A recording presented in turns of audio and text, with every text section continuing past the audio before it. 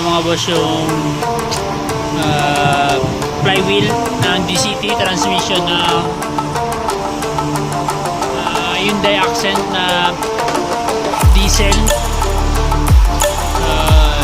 DCT transmission. Yung problema nito, maingay. Mag-aral-gal, kala mo nagtatama ang bakal. Yan, makikita nyo yan. Ang laki na ng clearance na gumagalaw na siya.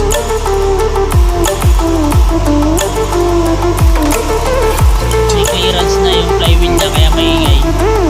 Masyado nang mapalag, kaya maingay na. Kahit nakahinto lang, maingay na agad. So ito, yung bago niya. Yan talaga. Ito, bawas na bawas. Lumalim na siya. So, full pa.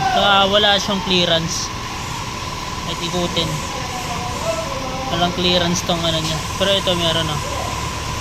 Nakikita nyo, yan, gumagalaw. Yan, meron ng clearance. Nag-uumpugan na to. May mga clearance na yung ipin niya. Hindi na fit na fit. Dapat kasi fit na fit dito yan eh.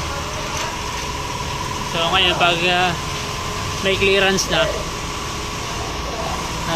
may clearance na to, kumbaga napudpud na yung ipin niya.